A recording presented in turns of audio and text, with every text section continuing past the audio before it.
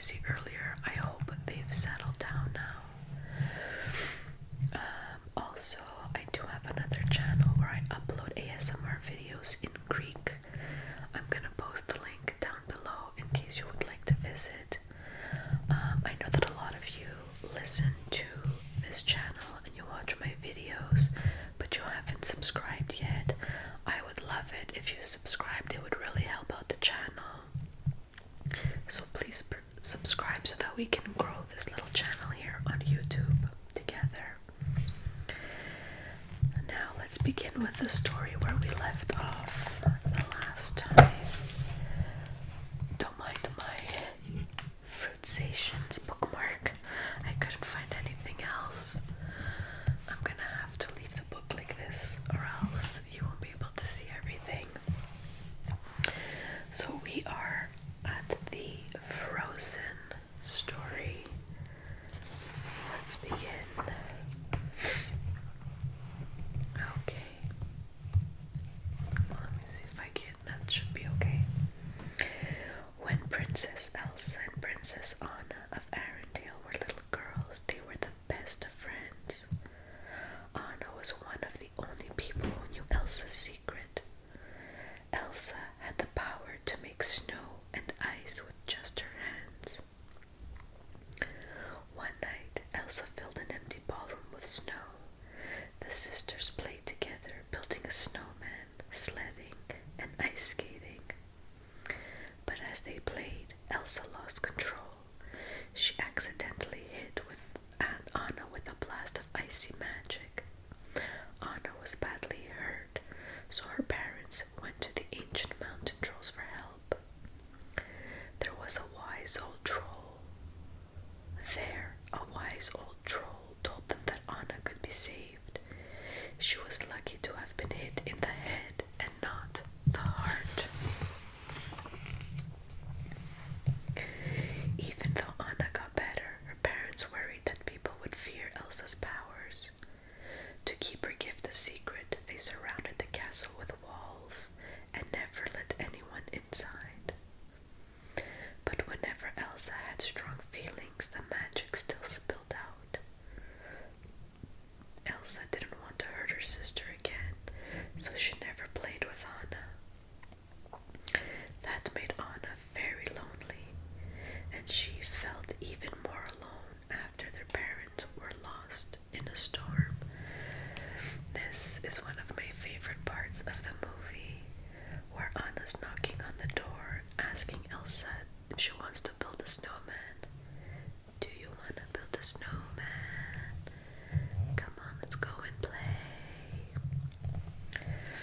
I love this movie, by the way. Years later, it was time for Elsa to become Queen of Arendelle. For just that day, the castle gates were opened. Hundreds of people attended the crowning ceremony. Elsa worked hard to hide her feelings and her powers. At the party, Anna danced with Prince Hans from the Southern Isles. It seemed like they had everything in common. Since the gates were open for just one day, they knew this was their only chance to be together. Can I say something crazy? Will you marry me? Hans asked. Without hesitating, Anna said yes. They went off to ask Elsa for her blessing.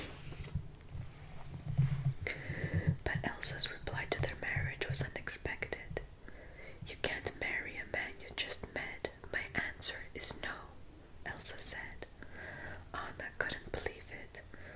Why do you shut me out? What are you so afraid of? Elsa started to lose control. Enough, she shouted, as ice shot from her hands. Everyone stared at Elsa in shock. Now all of Arendelle knew Elsa's secret. She panicked and fled for the mountains. Anna felt horrible. Elsa's out-of-control powers had created a terrible winter storm in the middle of summer. I'll bring her back, and I'll make this right. She left Hans in charge of the kingdom and raced after Elsa. Luckily, Anna met an ice harvester named Kristoff and his reindeer friend Sven. She asked them for help. Together, they set off to look for Elsa. As they climbed the North Mountain, they discovered a beautiful winter wonderland. There, they met an enchanted snowman named Olaf. Olaf knew where Elsa was. He agreed to take them to her. He led them to a giant ice palace that Elsa had created with her powers. Anna told Olaf, Sven, and Kristoff to stay outside while she talked to Elsa. Meanwhile, back in Arendelle, Hans was worried Princess Anna was in trouble. He, along with a group of soldiers, set out in search of Anna and Elsa. Once inside, Anna found Elsa. Anna told her sister about the terrible storm in Arendelle. It's okay, you can just unfreeze it. Elsa looked worried, saying, I don't know how. Elsa thought if she went back, she might accidentally make it worse. Anna tried to convince Elsa to come home, but Elsa was too scared that she would hurt more people. As Elsa argued with her sister, an icy wave of magic burst from her body and struck Anna in the chest. Anna still refused to leave without Elsa, though. Elsa used her magic to create a huge snowman to chase Anna and her friends out. Kristoff noticed Anna's hair was turning snowy white. He knew the trolls could help Anna. One troll told them that Elsa had struck Anna's heart. If the magic was not reversed, Anna would be frozen solid. Only an act of true love could thaw a frozen heart. Anna knew she loved Hans. Maybe a kiss from him would work. Anna and her friends hurried towards Arendelle. Soon after Elsa received some other unwanted visitors, Hans had gathered a group of soldiers to attack Elsa. Elsa defended herself well. Hans cried out to her, Queen Elsa, don't be the monster they fear you are. Elsa paused, and in her moment of doubt, she was knocked out.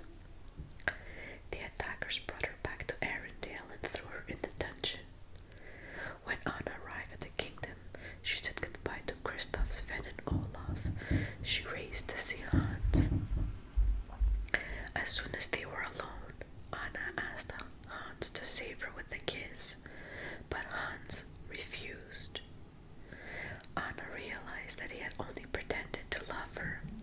He wanted to take over Arendelle, but by getting rid of Anna and Elsa. All that was left now was to get rid of Elsa. Summer will return, and the kingdom will be mine, Hans declared. Luckily, Olaf found Anna and helped her warm up by the fire, but she was still getting weaker and weaker. As Anna told him about Hans's evil plan, Olaf saw Kristoff returning. He realized Kristoff was the true love who could save Anna. Meanwhile, Elsa had escaped from the dungeon, but Hans was close behind her. Elsa, you can't run from this, Hans said to Elsa about her magic blast to Anna's heart. I tried to save her, but it was too late. Elsa was struck with sadness and collapsed in the snow.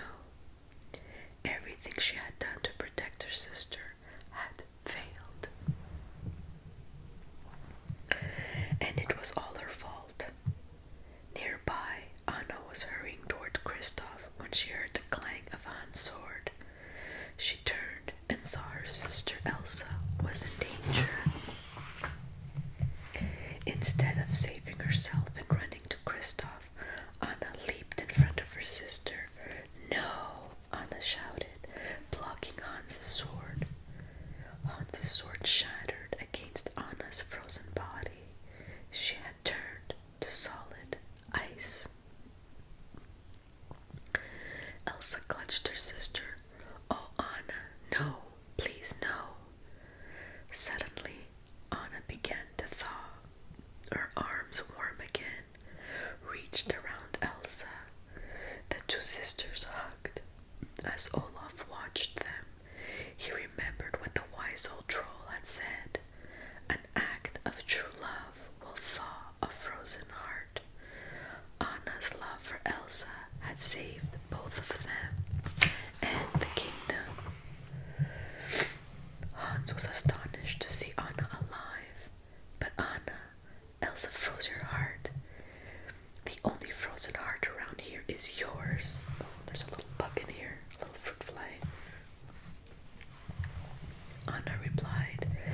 and sent him reeling with one punch. Elsa realized that love could bring back summer. Soon everything was the way it was supposed to be.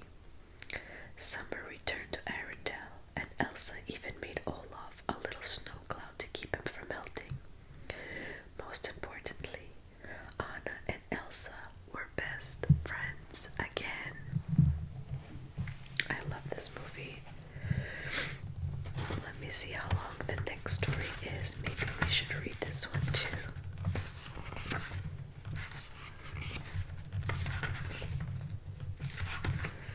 Okay, let's read another one. Robin Hood. I'm just gonna get comfortable and I'm gonna mute the mic for a second.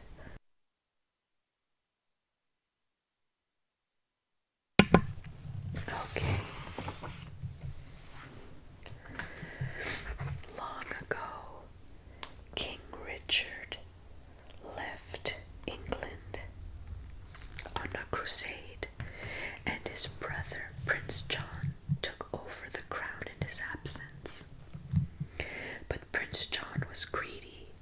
He made the people of Nottingham pay high taxes and left them poor and starving. Robin Hood, a smart and honest fox, decided to fix things. He and his friend Little John the bear robbed from the rich to feed the poor. They were loved by all the good peasants of Nottingham. One day, the rabbit family was celebrating Skippy's 7th birthday. Skippy opened his present, a single gold coin his family had saved. But just then, the sheriff of Nottingham, the prince's right-hand man, appeared, grabbed it right out of the little rabbit's paws, and left. Seeing what happened, Robin Hood gave Skippy his bow and arrow and his prized feather cap to make up for the sheriff ruining his birthday. I'm just gonna take a sip of my coffee.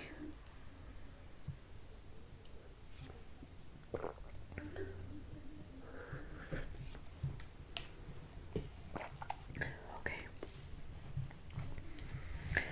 As he prepared to leave, Robin gave Mother Rabbit a satchel of coins, promising, "Someday there'll be happiness in Nottingham again. You'll see." Excitedly, Skippy and his friends raced off into the forest to play with Robin's bow and arrow. They arrived at a large hill near the castle, and Skippy shot an arrow into the distance. It soared right over the walls of the castle and into Prince John's backyard, where King Richard's niece, Maid Marian, was playing badminton with Lady Cluck. The little animal snuck in through the side gate but was spotted right away. Who does this young archer remind you of, Maid Marian?" asked Lady Cluck. "Why, the notorious Robin Hood," Lady Cluck answered.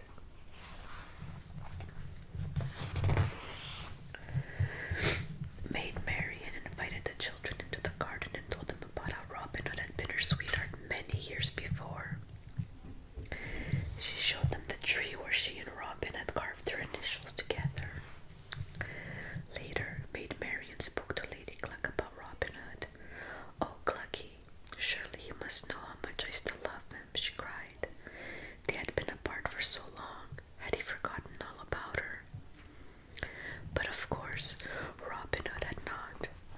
Elsewhere in the forest with Little John, Robin Hood was daydreaming about Maid Marian too. In fact, he was so distracted that he burned dinner. Just then their friend Friar Tuck stopped by with news of an archery tournament at the castle. There would be a special prize, a kiss from Maid Marian. Although he knew the castle would be full of his foes, Robin was determined to enter. Faint-hearted,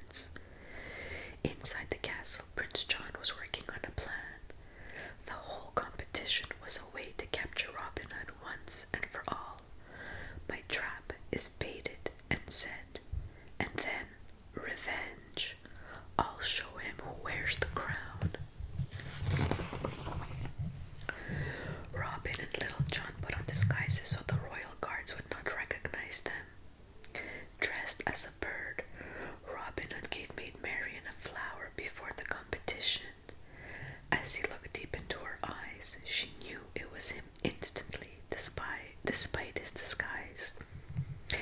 "I wish you luck with all my heart," she whispered to him. Robin Hood took the lead in the tournament. As he got ready to take his final shot, the Sheriff of Nottingham pushed him. But Robin quickly righted himself and won the competition. Robin approached the throne for his prize, but Prince John had figured out his secret, and he stripped Robin of his disguise in front of the crowd. The guards seized him, made merry, and pleaded with the prince to spare Robin's life. He refused, but Little John snuck up behind the prince and threatened him so that he would release Robin. The prince did, and a fight began. Before anyone could stop him, Robin swung in on a rope and swept Maid Marian off her feet. Robin and his friends raced off into the safety of Sherwood Forest. Later that evening, they celebrated their good fortune by dancing under the stars.